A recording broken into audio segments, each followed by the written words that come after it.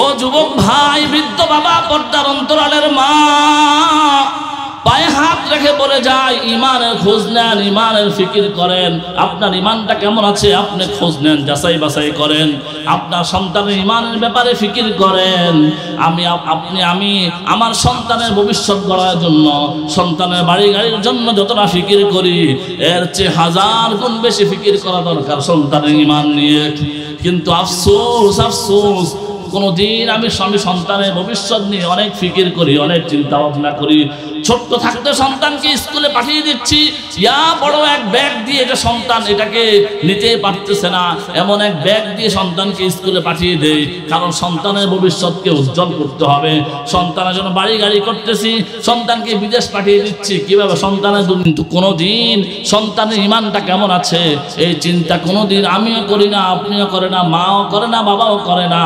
অথচ সন্তানের দুনিয়া যদি ধ্বংস হয়ে যায়, দুনিয়া যদি না থাকে, দুনিয়া যদি সুসজ্জিত না হয়, সন্তান যদি দুনিয়াতে শিক্ষিত না হয়, টাকা পয়সাওয়ালা না হয়, তাহলে হয়তো দুনিয়ার জীবন 50-60 বছরের দুনিয়ার জীবনটা তার নষ্ট হয়ে যাবে। কিন্তু সন্তানের ঈমান যদি নষ্ট হয়ে যায়, তাহলে অনন্তকালের জান্নাত, অনন্তকালের আখিরাত তার নষ্ট হয়ে যাবে। কোন বুদ্ধিমান মা বাবা, যে মা বাবা সন্তানের ভালো চায়, সে কোনোদিন এটা চাইতে পারে না আমার সন্তানের ঈমান নষ্ট হয়ে যাক আর আমার ছেলে চিরদিনের জন্য জাহান্নামী হয়ে যাক। এটা কোনো মা বাবা, কোনো সচেতন মা বাবা এটা চাইতে পারে না। এজন্য বলি, নিজের ঈমানের খোঁজ নেন, আপনার সন্তানের ঈমানের ব্যাপারে সচেতন হন। বর্তমান ফিতনার জামানা, ঈমান বিধ্বংসী এত ফিতনা আমাদের চারপাশে ঘুরে। ঈমানকে ধ্বংস করার জন্য এত পরিমাণ ফিতনা, এত আয়োজন আমার চারপাশে আছে, আমি খোঁজ নেই না। আপনার টুপিকে ফেলে দেওয়ার জন্য, দাড়ি ফেলে দেওয়ার জন্য, আপনার নামাজ নষ্ট করার জন্য এত আয়োজন নাই। কিন্তু আপনার ঈমান ধ্বংস করার জন্য যত আয়োজন আছে। কারণ আমি ঈমানের দাম না বুঝলেও কাফের মুশরিক বেদিনরা ঈমানের মূল্য ঠিকই বুঝে। এই জন্য তারা ঈমানকে ধ্বংস করতে চায়। যদি আপনার থেকে ঈমান চলে যায়, তাহলে আপনার হাজার আমল, হাজার নামাজ, হাজার হজ, যাকাত কোনো কাজে আসবে না। আপনার চেহারা সুরত যত সুন্দর হোক, দাড়ি থাকুক, টুপি থাকুক, জুব্বা পাঞ্জাবি সব আছে, নামাজ আছে, হজ আছে, যাকাত আছে, কিন্তু আপনার ঈমান নাই, আপনার হজ যাকাত কোনো আমলের কোনো মূল্য নাই। ঈমান হচ্ছে সকল যত আমল আছে দুনিয়াতে, সব আমলের উদাহরণ হচ্ছে শূন্যের মতো। আপনি একটা জায়গার মধ্যে 100টা শূন্য লেখান, কোনো দাম আছে? কোনো দাম নাই। কিন্তু শূন্যের পাশে একটা 1 লেখেন, দেখবেন শূন্যের মর্যাদা বেড়ে গেছে। 1 লেখার পর একটা শূন্য দেন, 10 হয়ে গেছে। আর একটা শূন্য দেন, 100 হয়ে গেছে। আর একটা শূন্য দেন, 1000 হয়ে গেছে। যত শূন্য বাড়াবেন তত 1-এর মর্যাদা বাড়বে। ঈমান হচ্ছে 1-এর মতো, 1 সংখ্যার মতো, আমল হচ্ছে শূন্যের মতো। আপনার শূন্য যত থাকে, সংখ্যা যদি না থাকে, শূন্যের কোনো মূল্য নাই। সংখ্যা থাকার পরে শূন্য যত বাড়বে, সংখ্যার মর্যাদা তত বাড়তে থাকে। সুতরাং ঈমান যদি থাকে, ঈমান থাকার পরে যদি আপনি আমল করতে থাকেন, তাহলে আমার ঈমানের মূল্য হবে। কিন্তু ঈমান নাই, আপনি আমল করে যাচ্ছেন, ওই সব আমল শূন্যের মতো। 1000 শূন্য বসাইলে যেমন কোনো মূল্য নাই, 1000 আমল আপনার কোনো কাজে আসবে না। ঈমান ছাড়া কোনো আমল গ্রান্টেডই হবে না আল্লাহর কাছে। সূরা কাহাফ আয়াত নম্বর 105 আল্লাহ পাক বলেন, ফালা নুকিমু লাহুম ইয়াউমাল কিয়ামাতি ওয়াজনা।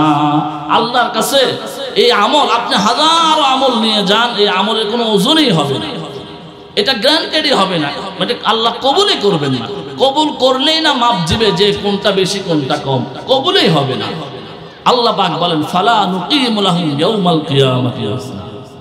সূরা ইব্রাহিম আয়াত নম্বর 18 আল্লাহ পাক বলেন, মাসালুল লাযিনা কাফারু বিরাব্বিহিম আ'মালুহুম কারামাদিন ইস্তাদ্দাত বিহির রিহু ফি ইয়াউমিন আসিফ লা ইয়াকদিরুনা মিম্মা কাসাবু আলা শাই'ইন যালিকা হুয়াদ দালালুল বাঈদ। আল্লাহ পাক বলেন তোমরা ছাই যখনই ছাই, একটা ছায়ের স্তূপের মধ্যে যদি প্রবল বাতাস দেওয়া হয় যেমন ছাইগুলো উড়ে যাবে। ঈমান ছাড়া আমলের উদাহরণ হচ্ছে ছায়ের মতো। মাসালুল্লাযীনা কাফারু বিরাব্বিহিম আমালুহুম কারামাদিন, রমাদ মানে ছাই। আল্লাহ পাক বলেন ঈমান ছাড়া আমলের তুলনা ছায়ের মতো। একটা ছায়ের স্তূপ রেখে দাও, দেখবা প্রবল বাতাসের দিনে, ঝড়ের দিনে, ঝড়ের সাথে সাথে সব ছাইগুলো যেভাবে উড়ে যায়, অনুরূপভাবে যার ঈমান নাই সে অনেক আমল করেছে, তার আমল আল্লাহর কাছে প্রবল বাতাসে ঝড়ের দিনে উড়ে যাওয়ার মতো হবে। এই আমল আল্লাহর কাছে কবুল হবে না, কোনো দাম নাই। নাই বা পেলাম অর্থ করি, নাই বা পেলাম ঘর, নাই বা পেলাম অর্থ করি, নাই বা পেলাম ঘর, নাই বা পেলাম সুখের দেখা, হোক না আপন পথের ধুলোয় জীবন আমার হোক ধূসর মলিন, অনাহারে অনাদরে যাক না কেটে দিন, তবু দুঃখ আমার নাগাল কভু পাবে না হৃদয়, সব হারালেও তাও করি না নিঃস্ব হবার ভয়ে, আমি মুসলমান আমি মুসলমান আমার ধন হলো ঈমান, ঈমান নূরের রৌশনীতে দীপ্ত আমার প্রাণ, আমি মুসলমান আমার ধন হলো ঈমান, ঈমান নূরের রৌশনীতে দীপ্ত আমার প্রাণ। কিচ্ছু না থাক, আমার ঈমান আছে, এতেই আমার চলবে, এতেই আমি সুখী, এতে সবচেয়ে দামি সম্পদটা আল্লাহ আমাকে দিয়ে দিচ্ছে। ঈমান কত দামি সম্পদ। আজ আমরা ঈমানের দাম বুঝি নাই, ঈমান কত দামি আমরা জানি না। এই কারণে আমার কাছে ঈমান মূল্যবান না। ঈমান পাওয়ার পরেও আমি মন ক্ষুণ্ণ হয়ে আছি। একটা লোকের বাড়ি আছে, টাকা আছে, পয়সা আছে, কিন্তু ঈমান নাই। ওই লোককে দেখি আমার হিংসা হয়, ঈর্ষা হয়, হায় যদি আমি ওই লোকের মতো হইতে পারতাম। এটা এই কারণে করে, কারণ সে তার কাছে কত দামি সম্পদ আছে সে জানে না। জেলে চিনেননি, জেলে মাছ ধরে, জেলে প্রত্যেক দিন জেলে মাছ ধরে বাজারে বিক্রি করে সংসার চালায়। প্রত্যেক দিন সকালে জাল নিয়ে নদীতে চলে যায়, দুপুর বেলায় মাছ নিয়ে ফিরে আসে, সন্ধ্যা বেলায় বাজারে মাছ বিক্রি করে টাকা নিয়ে ঘরে চলে যায়। এভাবে যখন চলছিল, একদিন জেলে নদীতে মাছ ধরার জন্য যায়। সকাল থেকে দুপুর পর্যন্ত জাল নিক্ষেপ করতেছে, জাল মারতেছে, একটা মাছও তার জালের মধ্যে আসে না। জেলে হতাশ হয়ে গেছে, কি ব্যাপার, প্রত্যেক দিন জাল মারার সঙ্গে সঙ্গে মাছ চলে আসে, আজকে মাছ কোথায়? দেখতে দেখতে জোহরের সময় হয়ে গেছে, জোহরের আজান হয়ে গেছে। জেলে আল্লাহর কাছে দোয়া করে, আল্লাহ এবারে সর্বশেষ জাল ফেলবো, যদি কিছু আসে তাও ভালো, যদি না আসে তাও ভালো। এটা বলে বিসমিল্লাহ বলে যখন নদীর মধ্যে জাল ফেললো, দেখলো সঙ্গে সঙ্গে দেখলো জালটা ভারী ভারী লাগে, ওজন লাগে। জেলের মনটা ভরে গেল, হয়তোবা 20 কেজি ওজনের কোনো মাছ উঠছে। যদি এমনটা হয় তাহলে সামনের 10 দিন আর মাছ মারতে হবে না, একদিনের মাছ বিক্রি করে আমি 10 দিন চলতে পারবো। এই আশা করে করে যখন জালটাকে উপরের দিকে উঠায়, উপরের দিকে জাল উঠানোর পরে দেখে মাছ তো নাই, মাছ টাছ কিছুই নাই, বরং জালের মধ্যে একটা পাথর পড়ে আছে। সঙ্গে সঙ্গে জেলের মন খারাপ হয়ে গেল। জেলে এই পাথর নিয়ে বাইরে চলে গেল, আল্লাহর কাছে বলল, আল্লাহ তুমি পাথর দিয়ে খুশি, আমি পাথর পেয়ে খুশি। পাথরটা কাঁধে করে বাড়ির উঠানে রেখে জেলে ঘরে চলে গেল। পরের দিন জেলের বাড়ির সামনে দিয়ে রাস্তা দিয়ে জহুরি যাচ্ছে। জহুরি দামি দামি হীরা চুরি পান্না, দামি দামি পাথরের ব্যবসা করে জহুরি যখন জেলের বাড়ির সামনে দিয়ে যায়, ওই জহুরির নজর পড়ে যায় সেই পাথরের দিকে। সঙ্গে সঙ্গে জহুরি দাঁড়িয়ে যায়, দাঁড়িয়ে গিয়ে বলে, ও জেলে ভাই, এই পাথরটা বিক্রি করবা নাকি?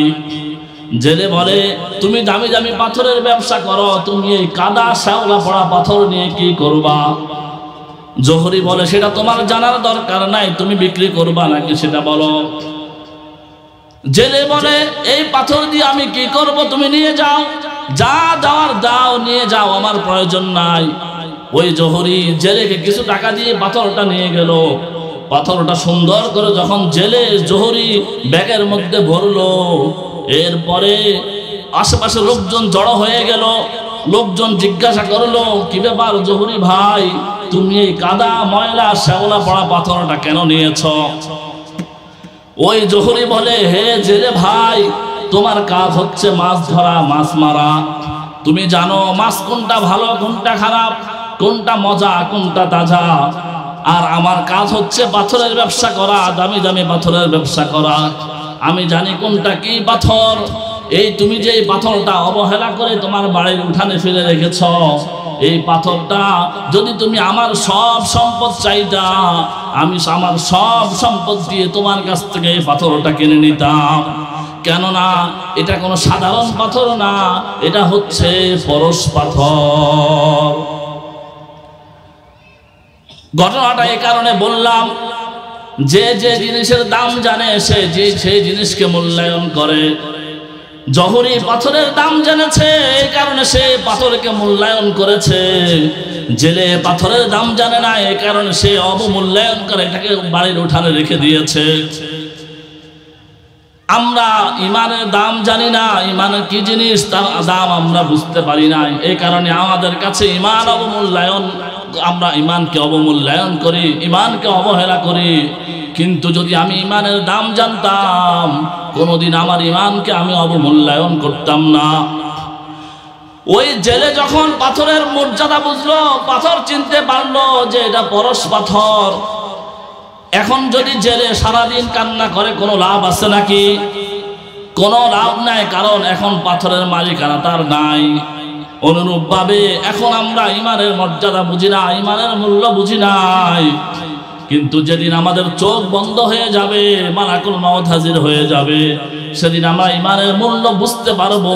কিন্তু সেদিন সারাদিন আফসোস করলেও কোনো লাভ হবে না। সামান্য পরিমাণ ইমানের দাম কত? বুখারী শরীফের হাদিস, হাদিস নম্বর 44। আল্লাহর নবীর বিখ্যাত সাহাবী হযরত আনাস ইবনে মালিক রাদিয়াল্লাহু আনহু বলেন, قال رسول الله صلى الله عليه وسلم يخرج من النار من قال لا اله الا الله। আল্লাহর নবী বলেন, যে ব্যক্তি বলেছে লা ইলাহা ইল্লাল্লাহ ওয়া ফি কলবিহি ওয়াজনু শাইরাতিন মিন খাইরিন, আর তার অন্তরের ভিতরে, তার মনের ভিতরে, কলবের ভিতরে জবের দানা পরিমাণ ঈমান থাকে, আর ওই ব্যক্তিরা যদি গুনাহের কারণে জাহান্নামীও হয়, আল্লাহ পাকের কাছে এই জবের দানা পরিমাণ ঈমানের এত দাম, এত দাম। এই জবের দানা পরিমাণ ঈমানের বদৌলতে আল্লাহ পাক কোনো একদিন এই ব্যক্তিকে জাহান্নাম থেকে মুক্তি দিয়ে জান্নাতের মালিক বানিয়ে দিবেন। শুধু এতটুকু নয়, এরপরে আল্লাহর নবী বলেন, ويخرج من النار من قال لا إله إلا الله। যে ব্যক্তি বলে লা ইলাহা ইল্লাল্লাহ ওয়া ফি কলবিহি উযনু বুররাতিন মিন খাইরিন, আর তার অন্তরের ভিতরে গমের দানা পরিমাণ, গম চিনেন তো, গমের দানা পরিমাণ ঈমান থাকে, আর ওই ব্যক্তিরা যদি গুনাহের কারণে জাহান্নামী হয়, কিন্তু এই গমের দানা পরিমাণ ঈমানের এত দাম, এত দাম, আল্লাহ পাক এই গমের দানা পরিমাণ ঈমানের কারণে এই ব্যক্তিকে কোনো একদিন জাহান্নাম থেকে মুক্তি দিয়ে জান্নাত দিয়ে দিবেন। এরপরে আল্লাহ নবী বলেন, ওয়ায়াখরুজু মিনান নারি মান ক্বালা লা ইলাহা ইল্লাল্লাহ। যে ব্যক্তি বলেছে লা ইলাহা ইল্লাল্লাহ ওয়া ফি কলবিহি ওয়াজনু যাররাতিন মিন খাইরিন, আর তার অন্তরের ভিতরে যাররা পরিমাণ ঈমান থাকে। যাররা বলা হয় একটা বালু কণাকে 70 ভাগ করলে যত ছোট হবে, মাইক্রোস্কোপ ছাড়া যাকে দেখা যায় না, এই যাররা পরিমাণ ঈমান যদি তার ভিতরে থাকে, আর ওই ব্যক্তিটা যদি গুনাহের কারণে জাহান্নামী হয়, আল্লাহর নবী বলেন এই জাররা পরিমাণ ইমানের এত দাম আল্লাহ পাক এই জাররা পরিমাণ ইমানের বদৌলতে এই ব্যক্তিকে কোনো একদিন জাহান্নাম থেকে মুক্তি দিয়ে জান্নাতের মালিক বানিয়ে দিবেন। ইমানের দাম বুঝি না আমরা, এই কারণে আমরা ইমান এখানে সেখানে বিক্রি করে দেই, নষ্ট করে দেই, বিক্রয় করে দেই। যদি আমরা ইমানের দাম বুঝতাম তাহলে কোনোদিন আমরা এই কাজ করতাম না। ইমানের দাম কত? একজন ইমানদার তার দাম আসমান জমিনের চেয়ে বেশি। ইমানদার আছে বলে আম গাছে আম আসে, কাঁঠাল গাছে কাঁঠাল আসে, আকাশে চন্দ্র দেখা যায়, সূর্য দেখা যায়। যেদিন ইমানদার দুনিয়াতে থাকবে না, ইমান থাকবে না, লা ইলাহা ইল্লাল্লাহ বলার মতো কেউ থাকবে না। বুখারী শরীফের হাদিস, আল্লাহর নবী বলেন লা তাকুমুস সাআতু হাত্তা ইয়াকুলা ফিল আরদি আল্লাহ আল্লাহ। যতদিন পর্যন্ত জমিনে একজন ব্যক্তি আল্লাহ বলে, লা ইলাহা ইল্লাল্লাহ বলে, ততদিন পর্যন্ত পৃথিবী ধ্বংস হবে না। ততদিন পর্যন্ত আম গাছে আম আসবে, কাঁঠাল গাছে কাঁঠাল আসবে, আকাশে চন্দ্র দেখা যাবে, সূর্য দেখা যাবে। যেদিন লা ইলাহা ইল্লাল্লাহ বলার মতো কেউ থাকবে না। লা ইলাহা ইল্লাল্লাহর এত দাম, এই লা ইলাহা ইল্লাল্লাহর জন্য আল্লাহ আসমান জমিন টিকায় রেখেছে। লা ইলাহা ইল্লাল্লাহ নিঃশেষ হয়ে যাবে তো আল্লাহ পাক আসমান জমিন ধ্বংস করে দিবেন। ইমানের মূল্য, ইমান কি জিনিস? ইমান বলা হয় তাসদীকুন নবী সাল্লাল্লাহু আলাইহি ওয়াসাল্লাম ফি জামিই মা জাআ বিহি। রাসূল করিম সাল্লাল্লাহু আলাইহি ওয়াসাল্লাম আল্লাহর পক্ষ থেকে যা নিয়ে এসেছেন সব কিছুকে বিশ্বাস করার নাম ঈমান। বিশ্বাস কিভাবে করব? মনে প্রাণে মুখে স্বীকার করব, অন্তরে বিশ্বাস করব। ইকরার বিল লিসান তাসদীক বিল জিনান, মুখে বলবো, অন্তরে স্বীকার করব, কোনো সন্দেহ করা যাবে না। আমানতু বিল্লাহি কামা হুয়া বিআসমাইহি ওয়া সিফাতিহি ওয়া ক্বাবিলতু জামিআ আহকামিহি ওয়া আরকানিহি। আমি আল্লাহ পাকের সব বিধিবিধানকে কবুল করে নিলাম। ঈমান বলা হয় আল্লাহ পাক যা বলেছেন তার সব কথা আমার বুঝে ধরুক চাই না ধরুক, আমার যুক্তিতে আসুক চাই না আসুক, পুরা পৃথিবীর মানুষের যুক্তিতে আসুক চাই না আসুক, তার কোনো কিচ্ছু আসে যায় না। আল্লাহ এবং তার রাসূল যা বলেছেন, যা নির্দেশ দিয়েছেন, যা নিয়ে এসেছেন সব কিছু সত্য, সঠিক, বাস্তবসম্মত এবং গোটা মানব দানবের জন্য কিয়ামত পর্যন্ত সব মানুষের জন্য শান্তি, মুক্তি, কামিয়াবি, সফলতার জন্য এটাই একমাত্র পথ পন্থা হিসাবে আল্লাহ পাকের বিধিবিধানকে, রাসূলের নিয়ে আসা বিধিবিধানকে মনে প্রাণে স্বীকার করে নেওয়ার নাম ঈমান। আল্লাহ রাসূল যা নিয়ে এসেছেন, যা এর মধ্যে একটাও বাদ নাই, সব জামিয়া, সব কিছুকে মনে প্রাণে বিশ্বাস করা এবং এটাই একমাত্র মানব দানবের জন্য মুক্তির একমাত্র গ্যারান্টি, একমাত্র সনদ। এটা মেনে নেওয়ার নাম ঈমান। ঈমানের মধ্যে কোনো সন্দেহ, এটা ঈমান নয়। আমাদের অনেকের ভিতরে ঈমান আছে, তবে ঈমানটা সংশয়যুক্ত। সংশয়যুক্ত ঈমান আল্লাহর কাছে কোনো ঈমান না। সূরা হুজুরাত দলিল, সূরা হুজুরাত আয়াত নাম্বার 15 আল্লাহ পাক বলেন ইন্নামাল মুমিনুনা আল্লাযীনা আমানু সুম্মা লাম ইয়ারতাবু ওয়া জাহাদু বিআমওয়ালিহিম ওয়া আনফুসিহিম ফি সাবিলিল্লাহ উলাইকা হুমুস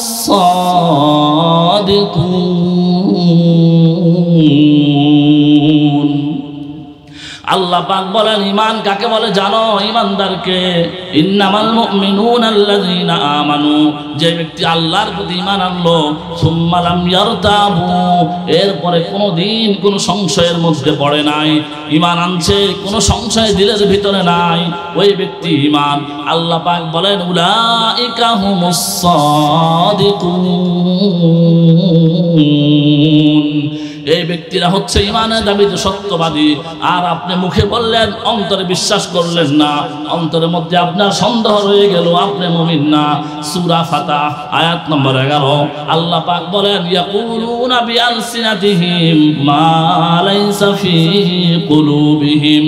তারা মুখে মুখে বলে, অন্তরের ভিতরে তাদের এই কথা নাই, এই কারণে তারা মুমিন হইতে পারবে না। মুমিন হওয়ার জন্য মনে প্রাণে বিশ্বাস করা, মুখে স্বীকার করা যে আমি আল্লাহ তার রাসূলের সব বিধিবিধানকে মেনে নিলাম, রাষ্ট্রীয় জীবনে মেনে নিলাম, পারিবারিক জীবনে মেনে নিলাম, আন্তর্জাতিক জীবনে মেনে নিলাম, ব্যক্তিগত জীবনে মেনে নিলাম। সব কিছু মেনে নেওয়ার নাম ঈমান। ব্যক্তিগত জীবনে আমি ইসলামকে মেনে নিলাম, আল্লাহ রাসূলের কথাকে মেনে নিলাম, আল্লাহ পাকের কথাকে মেনে নিলাম।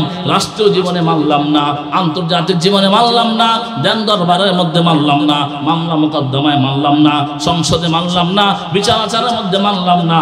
আমি মুমিন হইতে পারি নাই। সব কিছুকে মেনে নেওয়ার নাম ঈমান। সব কিছু যদি আমি অর্ধেক অর্ধেক মানি, তাহলে আমি মুমিন হইতে পারি নাই। ঈমানকে পরিপূর্ণ করতে হবে, ঈমানকে মজবুত করতে হবে। ঈমান ঈমান এত দামি সম্পদ, এই দামি সম্পদ যাতে হারিয়ে না যায়। যাদের ঈমান দিলের ভিতরে গেঁথে গেছে, তারা কোনোদিন কোনো টাকা পয়সা ক্ষমতা কোনো কিছু, মানুষের রক্ত চক্ষু এর ভয়ে ঈমান বিক্রি করে দেয় না।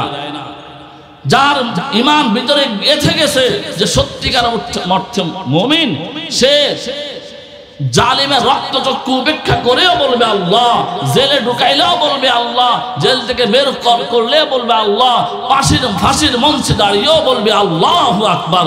এ হচ্ছে মুমিন। আর যার ভিতরে ঈমান প্রবেশ করে নাই, ঈমান সন্দেহের মধ্যে আছে, তার ঈমানটা কচু পাতার পানির মতো, হালকা নাড়া দিলে, কারো রক্তচক্ষু দেখলেই, টাকা পয়সা দেখলেই, বিভিন্ন প্রলোভন দেখলে সে ঈমান নষ্ট করে দিবে। এজন্য ভাই, ঈমান অনেক দামি জিনিস। ঈমানকে চিনি, ঈমানকে মর্যাদা দেই।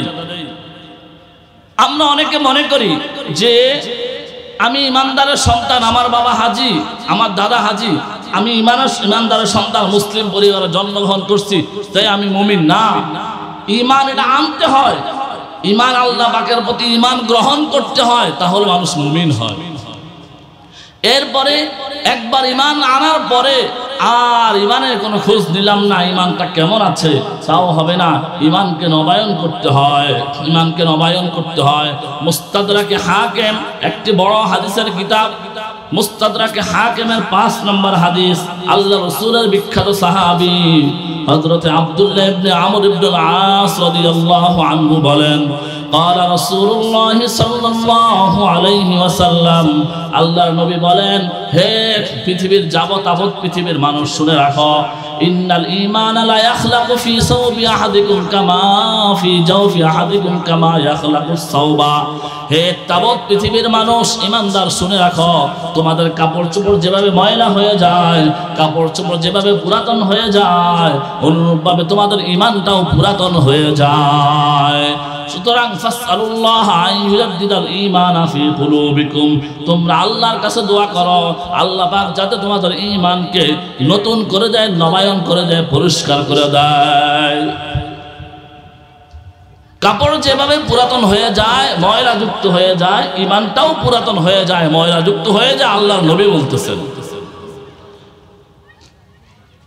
মুসনাদ আহমদের 6598 নম্বর হাদিস, হযরত আবু হুরায়রা রাদিয়াল্লাহু আনহু থেকে বর্ণিত, ক্বালা রাসূলুল্লাহ সাল্লাল্লাহু আলাইহি ওয়াসাল্লাম, আল্লাহর নবী বলেন, জাদ্দিদু ঈমানাকুম, তোমরা তোমাদের ঈমানকে নবায়ন করো, ঈমানকে নতুন করে সাজাও। সাহাবায়ে কেরামকে আল্লাহর নবী বলতেছেন, তোমরা তোমাদের ঈমানকে নবায়ন করো।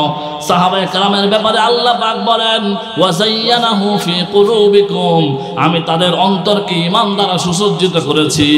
আল্লাহর নবী সাহাবায়ে কেরামকে বলতেছে, জাদ্দিদু ঈমানাকুম, তোমরা তোমাদের ঈমানকে নবায়ন করো। বলেন তো, সাহাবায়ে কেরামের ঈমান যদি নবায়ন করার আগে আপনার আমার ঈমান নবায়ন করার প্রয়োজন আছে কিনা? সাহাবায়ে কেরাম বললেন, কিলা ইয়া রাসূলুল্লাহ, হে আল্লাহর নবী, কাইফা নুজাদ্দিদু ঈমানানা, হে আল্লাহ নবী আমরা আমাদের ঈমানকে কিভাবে নবায়ন করব? আল্লাহ নবী বলেন আকসিরু মিন কওলি লা ইলাহা ইল্লাল্লাহ, তোমরা বেশি বেশি আল্লাহ লা ইলাহা ইল্লাল্লাহ বলো, লা ইলাহা ইল্লাল্লাহ আলোচনা করো, লা ইলাহা ইল্লাল্লাহ ব্যাখ্যা শোনো, পড়ো, আলোচনা করো, তাহলে তোমাদের ঈমান তাজা হবে। লা ইলাহা ইল্লাল্লাহ নিয়ে গবেষণা করো, লা ইলাহা ইল্লাল্লাহর মর্ম কি দেখো, শোনো, আলেম ওলামাদের কাছে যাও, এটা নিয়ে আলাপ আলোচনা করো। সাহাবায়ে কেরাম একে অপরের সাথে যখন দেখা হইতো তখন তারা বলতো আসেন ভাই ঈমানের মুযাকারা করি। ওমর ইবনুল খাত্তাব রাদিয়াল্লাহু আনহু বলে, আনহু থেকে বর্ণিত, তিনি যখনই কোনো মজমা বসতো, যখনই কয়েকজন সাহাবী একসাথে বসতেন, তিনি সবাইকে বলতেন আসো আমরা ঈমান নিয়ে আলোচনা করি, কার ঈমানটা কেমন আছে। আমরা কোনোদিন এমন করি না, বরং আমরা সুযোগ পাইলে গল্প গুজবের মধ্যে আড্ডার মধ্যে চলে যাই। কোনোদিন ঈমান নিয়ে আলোচনা দূরে থাক, আল্লাহ নিয়ে আলোচনা দূরে থাক, কোনো ভালো কথা আলোচনা করি না। অথচ সাহাবায়ে কেরাম তাদের ঈমান তাদের দিলের মধ্যে সুসজ্জিত করা ছিল, এরপরেও তারা ঈমান নিয়ে মুযাকারা করতেন, আলোচনা করতেন। তাহলে আমাদের ঈমানের আলোচনা, যেহেতু ঈমান সবচেয়ে দামি সম্পদ, ঈমানের আলোচনা করার প্রয়োজন আছে কিনা? ঈমান নিয়ে আলোচনা করতে হবে। ঈমানের আলোচনা মানুষের ঈমানকে তাজা করে। ঈমান নিয়ে গবেষণা করা, লা ইলাহা ইল্লাল্লাহ বেশি বেশি বলা, জিকির করা, তখন দেখবেন আপনার ঈমান বাড়তেছে, ঈমান তাজা হচ্ছে। আল্লাহ পাক বলেন ওয়াইদা মা উনজিলাত সূরাতুন নাযারা বা'দুহুম ইলা বা'দ হাল ইয়ারাক, মুমিনদের কথা আল্লাহ পাক বলেন যখন কোরআনে আয়াত আসে তাদের ঈমান তাজা হয়ে যায়। অন্য আয়াতে আল্লাহ বলেন ওয়াইদা তুলিয়াত আলাইহিম আয়াতুহু যাদাতুহুম ঈমানা, যখন মুমিনদের সামনে আল্লাহ পাকের কোরআনের আলোচনা করা হয়, আয়াত পড়া হয়, তাদের ঈমান বাড়তে থাকে। আপনি আমি যদি ঈমান নিয়ে আলোচনা করি, ঈমানের কথা বলি, একে অপরের সাথে ঈমান নিয়ে মুযাকারা করে ডিসকাস করি, দেখবেন দিন দিন আপনার আমার ঈমান বাড়তেছে। ঈমান কত দামি সম্পদ, এত দামি সম্পদ, ঈমান জীবন চলে যাবে, ঈমান ছাড়া যাবে না। এত দামি সম্পদকে আমরা অবহেলা ছেড়ে দিচ্ছি। কোনোদিন আমরা খবর নেই না আমার ঈমান কি অবস্থায় আছে, কোনোদিন খবর নেই না ঈমানটা কেমন আছে, আমার সন্তানের ঈমান কেমন আছে, আমি কোনোদিন খবর নেই না। ও যুবক ভাই, বৃদ্ধ বাবা, পর্দার অন্তরালের মা, পায়ে হাত রেখে বলে যায় ঈমানের খোঁজ নেন, ঈমানের ফিকির করেন। আপনার ঈমানটা কেমন আছে আপনি খোঁজ নেন, যাচাই বাছাই করেন। আপনার সন্তানের ঈমানের ব্যাপারে ফিকির করেন। আমি আমার সন্তানের ভবিষ্যৎ গড়ার জন্য, সন্তানের বাড়ি গাড়ির জন্য যতটা ফিকির করি, এর চেয়ে 1000 গুণ বেশি ফিকির করা দরকার সন্তানের ঈমান নিয়ে। কিন্তু আফসোস, কোনোদিন আমি সন্তানের ভবিষ্যৎ নিয়ে অনেক ফিকির করি, অনেক চিন্তা ভাবনা করি। ছোট্ট থাকতে সন্তানকে স্কুলে পাঠিয়ে দিচ্ছি, বড় এক ব্যাগ দিয়ে, এটা সন্তান এটাকে নিতে পারতেছে না, এমন এক ব্যাগ দিয়ে সন্তানকে স্কুলে পাঠিয়ে দেয়। কারণ সন্তানের ভবিষ্যৎকে উজ্জ্বল করতে হবে। সন্তানের জন্য বাড়ি গাড়ি করতেছি, সন্তানকে বিদেশ পাঠিয়ে দিচ্ছি, কিভাবে সন্তানের কিন্তু কোনোদিন সন্তানের ঈমানটা কেমন আছে এই চিন্তা কোনোদিন আমিও করি না, আপনিও করে না, মাও করে না, বাবাও করে না। অথচ সন্তানের দুনিয়া যদি ধ্বংস হয়ে যায়, দুনিয়া যদি না থাকে, দুনিয়া যদি সুসজ্জিত না হয়, সন্তান যদি দুনিয়াতে শিক্ষিত না হয়, টাকা পয়সাওয়ালা না হয়, তাহলে হয়তো দুনিয়ার জীবন 50-60 বছরের দুনিয়ার জীবনটা তার নষ্ট হয়ে যাবে। কিন্তু সন্তানের ঈমান যদি নষ্ট হয়ে যায়, তাহলে অনন্তকালের জান্নাত, অনন্তকালের আখিরাত তার নষ্ট হয়ে যাবে। কোন বুদ্ধিমান মা বাবা, যে মা বাবা সন্তানের ভালো চায়, সে কোনোদিন এটা চাইতে পারে না আমার সন্তানের ঈমান নষ্ট হয়ে যাক আর আমার ছেলে চিরদিনের জন্য জাহান্নামী হয়ে যাক। এটা কোনো মা বাবা, কোনো সচেতন মা বাবা এটা চাইতে পারে না। এজন্য বলি নিজের ঈমানের খোঁজ নেন, আপনার সন্তানের ঈমানের ব্যাপারে সচেতন হন। বর্তমান ফিতনার জামানা, ঈমান বিধ্বংসী এত ফিতনা আমাদের চারপাশে ঘুরে। ঈমানকে ধ্বংস করার জন্য এত পরিমাণ ফিতনা, এত আয়োজন আমার চারপাশে আছে, আমি খোঁজ নেই না। আপনার টুপিকে ফেলে দেওয়ার জন্য, দাড়ি ফেলে দেওয়ার জন্য, আপনার নামাজ নষ্ট করার জন্য এত আয়োজন নাই। কিন্তু আপনার ঈমান ধ্বংস করার জন্য যত আয়োজন আছে, কারণ আপনি আমি ঈমানের দাম না বুঝলেও কাফের মুশরিক বেদিনরা ঈমানের মূল্য ঠিকই বুঝে। এই জন্য তারা ঈমানকে ধ্বংস করতে চায়। যদি আপনার থেকে ঈমান চলে যায় তাহলে আপনার হাজার আমল, হাজার নামাজ, হাজার হজ, যাকাত কোনো কাজে আসবে না। আপনার চেহারা সুরত যত সুন্দর হোক, দাড়ি থাকুক, টুপি থাকুক, জুব্বা পাঞ্জাবি সব আছে, নামাজ আছে, হজ আছে, যাকাত আছে, কিন্তু আপনার ঈমান নাই, আপনার হজ যাকাত কোনো আমলের কোনো মূল্য নাই। ঈমান হচ্ছে সকল যত আমল আছে দুনিয়াতে সব আমলের উদাহরণ হচ্ছে শূন্যের মতো। আপনি একটা জায়গার মধ্যে 100টা শূন্য লেখেন, কোনো দাম আছে? কোনো দাম নাই।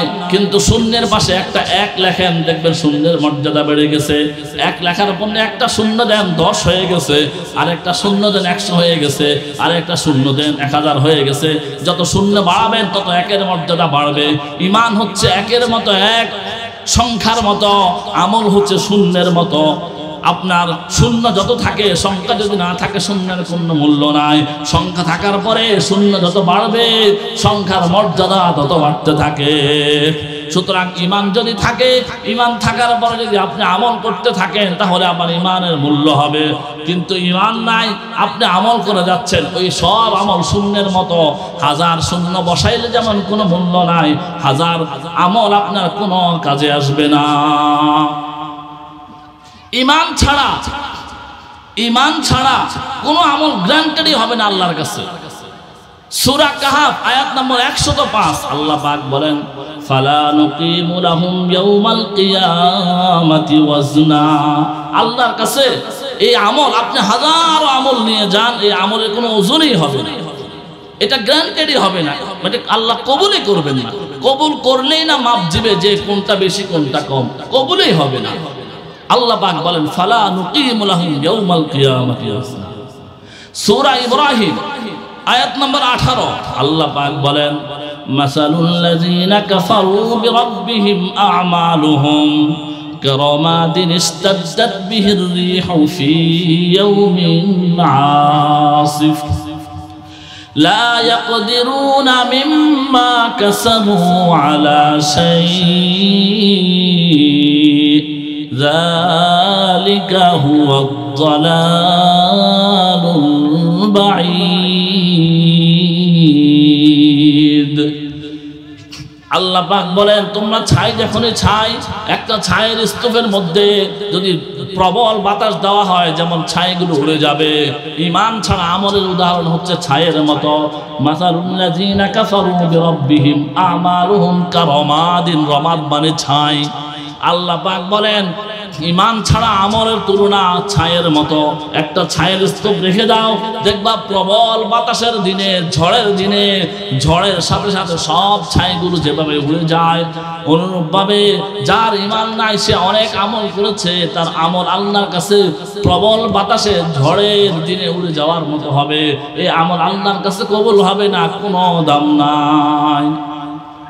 আল্লাহর নবী বলেন, সহিহ বুখারীর হাদিস, আল্লাহর নবী বলেন, একটা জামানা এমন আসবে, কিছু মানুষ তোমাদের সামনে থাকবে, তাদের দাড়ি টুপি দেখলে তোমাদের কাছে লজ্জা লাগবে, এদের নামাজ দেখলে তোমাদের কাছে লজ্জা হবে, এদের নামাজের কাছে তোমাদের নামাজ কিছুই না, এদের দান সৎকার কাছে তোমাদের দান সৎকার কিছু না, এদের হজের কাছে তোমাদের হজ কিছু না।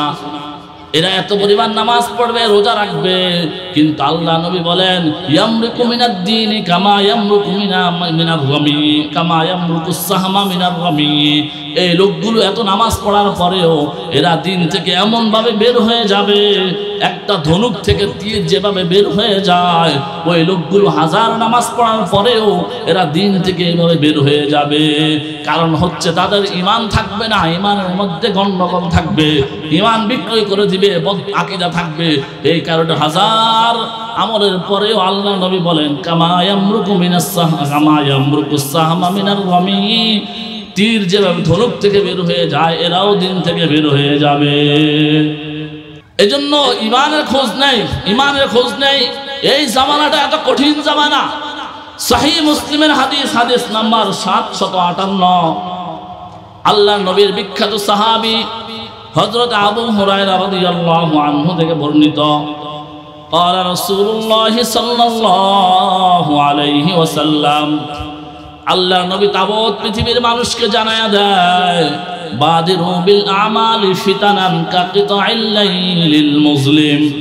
হে আমার উম্মতেরা, হে দুনিয়ার মানুষ, দুনিয়ার ইমানদার, শুনে রাখো, বাদিরু বিল আমাল, তোমরা আমলে অগ্রগামী হয়ে যাও, আমল করতে থাকো। ফিতানান কাকিতাইল লাইলি, অন্ধকার রাতের মতো ফিতনা ধেয়ে আসতেছে তোমাদের দিকে।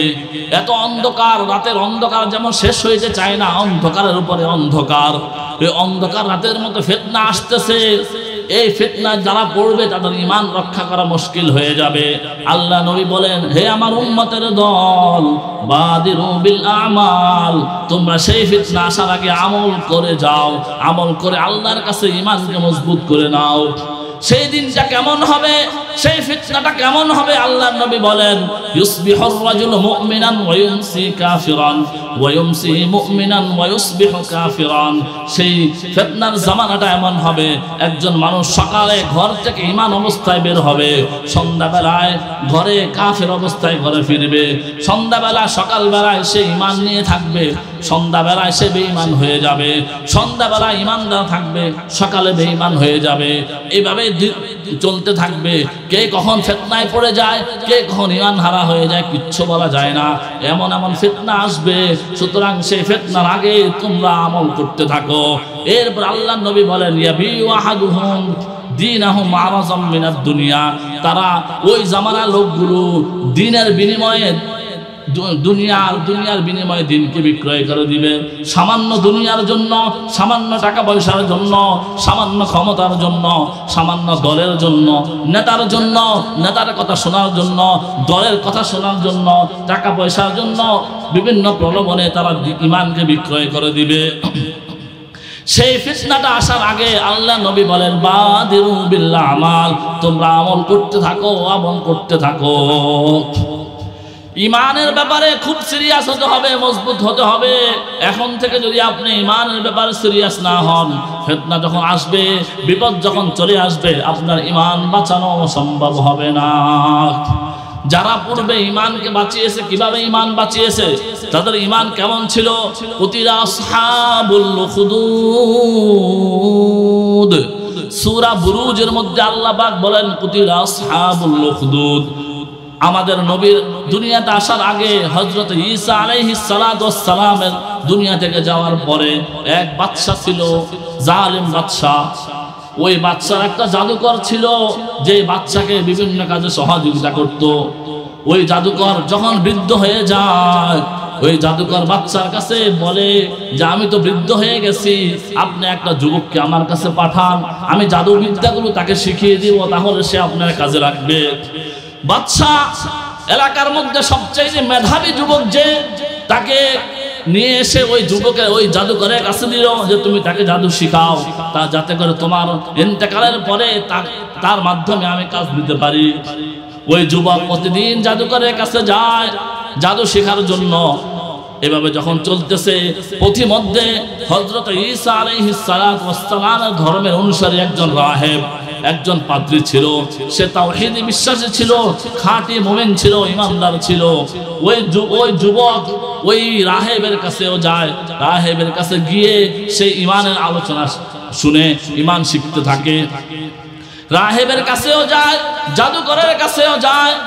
যখন রাহেবের কাছে দিন শিখে, জাদুকরের কাছে জাদু শিখে, কিছুদিন পরে ওই যুবকের মনে হলো যে, আমি তো দুইজনের কাছে যাই, এখন কোন ব্যক্তি হকের উপরে আছে আমার তো জানা নাই।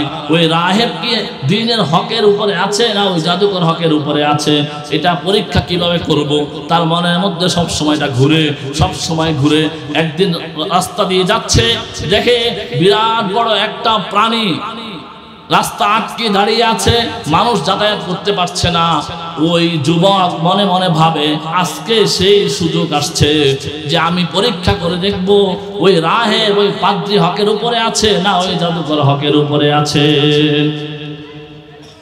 এটা বলে একটা পাথর নিল। পাথর নিয়ে সে আল্লাহকে বলল, আল্লাহ, যদি এই পাদ্রী যদি হকের উপর থাকে, তাহলে এই পাথরের মাধ্যমে তুমি পানিটাকে সরাই দাও। এটা বলে সে বিসমিল্লাহ বলে যখন পাথরটা নিক্ষেপ করে, সাথে সাথে পানিটা মারা যায়, মানুষ যাতায়াত করা শুরু করে দেয়। বালকের কাছে স্পষ্ট হয়ে গেল রাহেব সত্য দিনের উপরে আছে, আল্লাহ পাকের তাওহীদের উপরে আছে। ওই বালক যখন রাহেবের কাছে গিয়ে সংবাদ দিল যে এই ঘটনা ঘটেছে, তখন ওই রাহেব বালককে বলল, হে বালক, শুনে রাখো, তুমি অনেক কিছু অর্জন করে ফেলেছ, কিন্তু শীঘ্রই তুমি পরীক্ষার সম্মুখীন হবে। কিন্তু মনে রাখবা, তুমি যদি পরীক্ষার সম্মুখীন হও, তুমি আমার কথা কারো কাছে প্রকাশ করবা না। এভাবে চলতেছে চলতেছে মানুষজন ওই বালকের কাছে আসে, ফু দেয়, ভালো হয়ে যায়। এভাবে চলতে চলতে ওই বাদশার দরবারের এক মন্ত্রী ছিল, উজির ছিল। উজির ছিল অন্ধ। উজির মনে মনে ভাবে, যদি আমার চোখটা ভালো হয়ে যেত, আমি দুনিয়ার আলো বাতাস দেখতে পাইতাম। তাকে একজন সংবাদ দিল, ওই যে একটা বালক আছে, বালকের কাছে যান, তাহলে হয়তো বালক আপনার চোখে ফু দিলে হয়তো ভালো হয়ে যেতে পারেন। ওই উজির বালকের কাছে যায়। বালক বলে, আমি ভালো করার মালিক না, ভালো করার মালিক কে? আমি ভালো করার মালিক না, ভালো করার মালিক আল্লাহ। আমি আপনার আল্লাহর কাছে দোয়া করব, আল্লাহ পাক যাতে আপনার চোখ ভালো করে দেয়। শর্ত হচ্ছে, যদি আপনার চোখ ভালো হয়ে যায়, তাহলে আপনাকে ঈমান আনতে হবে, আল্লাহকে বিশ্বাস করতে হবে। রাজি ওই ব্যক্তি চোখ চায়, তার দরকার চোখ, যদি ঈমান আনতে হয় আনবো। ওই বালক আল্লাহর কাছে দোয়া করে, আল্লাহ এই মন্ত্রী চোখকে ভালো করে দাও। সঙ্গে সঙ্গে চোখ ভালো হয়ে যায়। পরের দিন মন্ত্রী যখন মন্ত্রণালয়ে যায়, রাজা বাদশার সামনে যায়। বাদশা বলে, কি ব্যাপার, তোমার চোখ কিভাবে ভালো হলো? ওই মন্ত্রী বলে, আমার আল্লাহ আমার চোখ ভালো করে দিয়েছে। বাদশা বলে, আমি তো তোমার আল্লাহ, আবার কোন আল্লাহ ভালো করলো? বলে ওই মন্ত্রী বলে, না, আপনি আমার আল্লাহ না। আমার আল্লাহ তো যিনি আমাকে বানাইছেন, যিনি আমাকে দুনিয়াতে পাঠাইছেন, যিনি আমাকে সারাদিন সর্বক্ষণ প্রতিটা সেকেন্ডে প্রতিটা মুহূর্তে আমাকে অক্সিজেন দিয়ে বাঁচাই রাখে, তিনি হচ্ছেন আমার রব। বাদশার মাথা গরম হয়ে গেল, কি ব্যাপার, আমার রাজ্যে এই লোক কোত্থেকে আসলো? বাদশা সঙ্গে সঙ্গে মন্ত্রীকে অ্যারেস্ট করে তাকে ফাঁসি দিয়ে দিল। বলল, তুমি কোত্থেকে শিখছ? ওই মন্ত্রী বলে দিল, ওই বালক আমাকে শিখাইছে, ওই বালকের মাধ্যমে আমি আল্লাহকে চিনতে পেরেছি। বাদশাহ ওই বালককে ধরে নিয়ে আসলো। কয়েকজন লোককে বললো, ওই বালককে নিয়ে পাহাড়ের উপরে উঠবা, পাহাড় থেকে তাকে ছেড়ে দিয়ে তাকে মেরে ফেলবা। কিছু লোক তাকে পাহাড়ের উপরে নিয়ে যায়, সঙ্গে সঙ্গে পাহাড়ের মধ্যে কম্পন সৃষ্টি হয়ে যায়। পাহাড় যখন কাঁপতে থাকে, ওই বাদশার লোকগুলো সব পাহাড় থেকে পড়ে মরে যায়। ওই বালকের কিছুই হয় নাই। বালক আস্তে আস্তে হেঁটে হেঁটে আবার বাদশার সামনে হাজির। বাদশা বলল, কি ব্যাপার, তোমার কি হলো? তোমার সাথে ওই লোকরা কোথায়? বালক বলল, ওই লোককে আমার আল্লাহ মেরে ফেলছেন। বাদশা আবার আরেকজন লোক আরো কয়েকজনকে পাঠাইলো, যাও তাকে গভীর সমুদ্র নিয়ে যাও, গভীর সমুদ্র নিয়ে সমুদ্রের মাঝখানে ফেলে দিবা। ওই লোকরা বাদশার কথা মতো তাকে গভীর সমুদ্র নিয়ে যায়। যখন গভীর সমুদ্র যাওয়ার পরে নৌকার মধ্যে কম্পন সৃষ্টি হয়ে যায়, নৌকা দুলতে থাকে। দুলতে দুলতে বাদশার সব লোকরা নৌকা থেকে নদীতে পড়ে মারা যায়। ওই বালক বেঁচে যায়। বালক আবার বাদশার সামনে আসে, কি ব্যাপার? বলছে, তারা মরে গেছে, আমার আল্লাহ আমাকে বাঁচাইছেন। বাদশা তো মাথা গরম। ওই বালক বাদশাকে বলে, বাদশা, যদি তুমি আমাকে মারতে চাও, তাহলে তোমার পদ্ধতিতে হবে না, আমার পদ্ধতিতে হবে। আমি তোমাকে যে পদ্ধতি বলি, তুমি সেই পদ্ধতি যদি অবলম্বন করো, তাহলে তুমি আমাকে মারতে পারবা। বাদশা তো তাকে মারা দরকার। বাদশা বলল, কি পদ্ধতি বলো? বাদশা ওই বালক বলল, আপনি এলাকার মধ্যে পুরা দেশের মধ্যে খবর ছড়াই দেন, এলান দিয়ে দেন যে অমুক তারিখে ওই বালককে মারা হবে, সকল মানুষ হাজির হবে, সব মানুষের সামনে আমি থাকব। আপনি একটা তীর নিক্ষেপ করবেন, তীর নিক্ষেপ করার সময় বলবেন, বিসমিল্লাহি রব্বিল গুলাম। এই গোলামের, এই বালকের রব যে আল্লাহ, ওই আল্লাহর নামে তীর মারতেছি, এটা বলে যদি আমাকে তীর মারেন, তাহলে আমি মরে যাব। বাদশাহ তো ওই বালককে মারা দরকার। বাচ্চা আগ পর কিছু চিন্তা না করে সব মানুষকে খবর দিল অমুক দিন ওই বালককে মারা হবে। সব মানুষ এসে হাজির, সব মানুষ চতুর্দিকে দাঁড়িয়ে আছে, মাঝখানে গোলাম দাঁড়িয়ে, ওই বালক দাঁড়িয়ে আছে। বাচ্চার লোক বিসমিল্লাহি রব্বিল গুলাম বলে যখন তীর নিক্ষেপ করলো, সঙ্গে সঙ্গে বালকের ইন্তেকাল হয়ে যায়।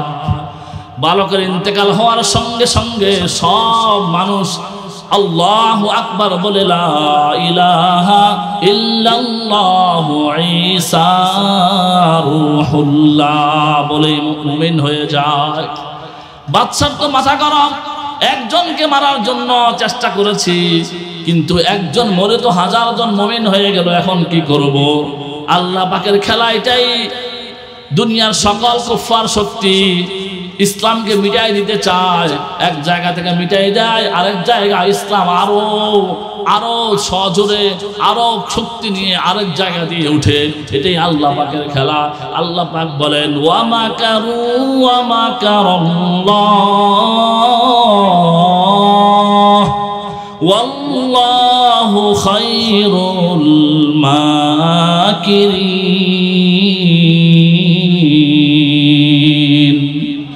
আল্লাহ পাক বলেন তোমরা আল্লাহ পাকের ব্যাপারে চক্রান্ত করো, আল্লাহর দ্বীন নিয়ে চক্রান্ত করো। মনে রাখবা আল্লাহ পাক হচ্ছে উত্তম কৌশলী।